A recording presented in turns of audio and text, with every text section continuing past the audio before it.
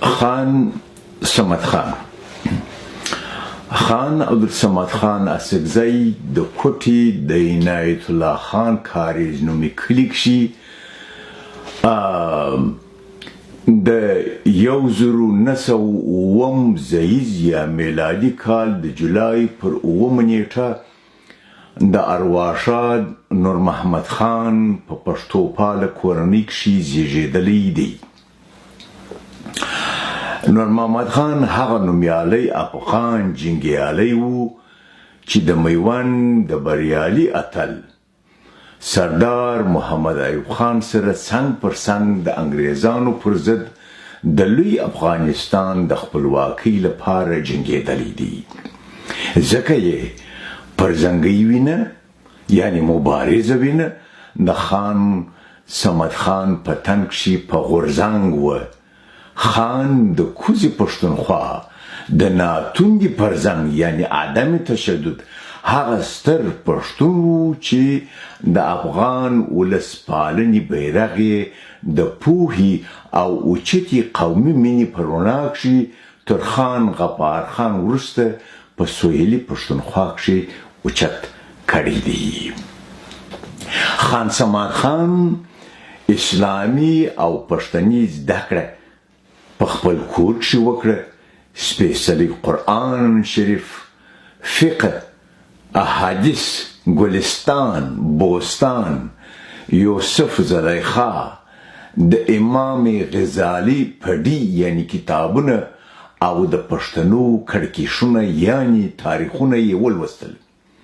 خو د ښوونځي د 10م، 11م او 12م ټولګیو ازموینې یې په بندیتون یعنی بندیخانه کښې ترسره کړلې.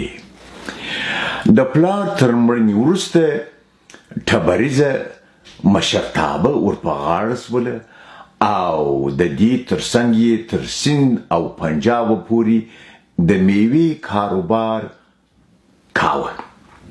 خان صمد خان سرتور سر ګرځېدی او پګړۍ یې له سره څخه لیرې کړل او ولس ته یې ژمنه ورکړله چې هغه وخت به یې تړم تر څو د پښتنو حق وګټم.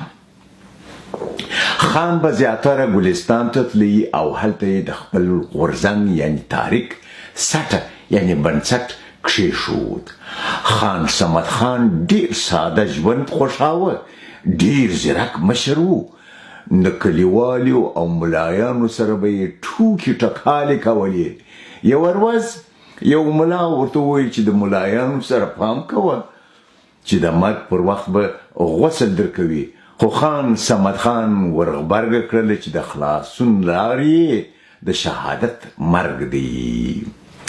خان د پښتانه ولس د ویښتابه لپاره موټي راونغړل او په دې لاره کښې د شهادت تر شیبو پورې ستړی او کوټلی پرزنګ مخته بیوي. نړیوال لومړی جنگ او د روس بلشویک پاڅون پر پښتونخوا باندې واګیز یعنی سیاسي اغیز وکړ چې د افغانستان د 1919 زیز خپلواکي د ترنګزو د آزادو مدرسو غورځنګ، د باچا خان غورځنګ، د انجمن اتحاد بلوچستان غورځنګ او د خان صمد خان د انجمن نیوطن غورځنګ رامنځته کړل سو. خان په 1928 زیز یعنی میلادي کال کله چې لوړ درشل اعلی حضرت امان الله شاه اروپا ته تللی په کوټه کښې ورسره وکتل.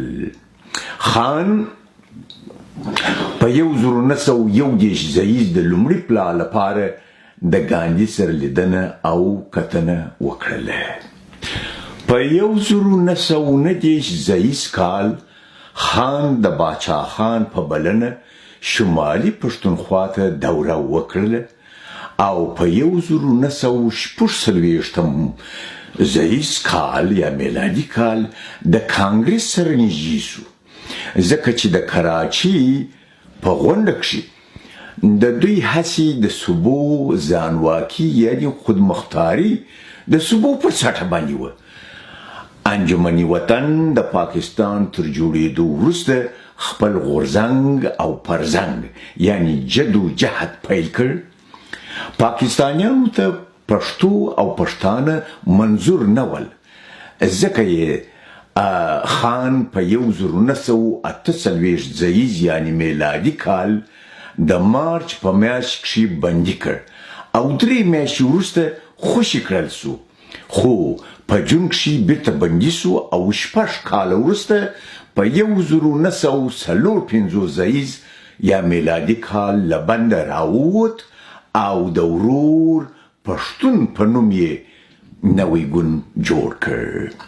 په 1956 ځاییز کال د شپږو ګوندونو په یووالي نیشنل عوامي ګوند جوړ سو چې پکښې خدایي خدمتګار غورځنګ پښتون ورور یا ورور پښتون، آزاده پارټي، استحماني ګل، سوندي محاذ او د سینهاري کمیټې ګډون درلود. په 1958 په پاکستان کښې مارشاله ولګېدله او څو ورځې وروسته خان صمد خان او خان غفار خان بندي کړل سول او بیا راخوشي سو. 10 ورځې وروسته بیا بندي سو. دی په بند کښې و چې نیشنل عوامي ګوند 2 ځایه سو، یوې خواته مولانا بهاشاني او بله ډله د عبدالولي خان و او د بلې خوا د پاکستان او هندوستان جنگ پیل سو. خان صمد خان د پښتونخوا نقشه یعنی ماپ جوړ کړ، خو له بده مرغه په 1983 ځاییز یا عیسوي کال د ډسمبر پر 2 نیټه د پښتو او پښتنو دشمنانو د دې ولسي مشر کوټې ته بم وروغورځاوه او په شهادت یې ورساوه. خان یو ډېر تکړه لیکوالو، خو په سهیلي پښتونخوا کښې یې غوښتل چې ناپوهي او نالوستي پای ته ورسوي او دا یې لویه هیله وه چې پښتانه په خپله مورنۍ ژبه لیک او لوست زده کړه وکړي. خان هغه ستر پښتون مشر و چې د ولس سپایي او روناندی لیکوال و. خان په اردو، فارسي، عربي، بلوچي، سندي او سرایکي ژبو ښه ته راپوهېدی، خو پر خپله ژبه پښتو باندې مین و او د پښتانه ولس په ګټه یې لیکنی یعنی قلم هم د چړې غوندې کاراوه او لیکنیزه پرځنګ یعنی قلمي مبارزه یې د ژوندانه د نورو ستونزو تر څنګ پر مخ بیوله او یو لړ ارزښتناک نشیرونه یعنی آثار یې موږ ته په یادګار راپاته دي چې پښتو ژبه او لیکدود، سمد اللغات پښتو ډکشنري ده، ګلستان چې د سعدي د ګلستان پښتو ژباړه ده، ترجمان القرآن په پښتو ژباړه ده، د سیرت نبی د لومړي ټوک پښتو ژباړه یې کړې ده، کیمیايي سعادت دا یې پښتو ژباړه ده، آزادي کا افق دا یې اردو ژباړه ده، د آزادۍ پای دا یې پښتو ژباړه ده او زما ژوند یې بل نشیر یعنی اثر نومیږي.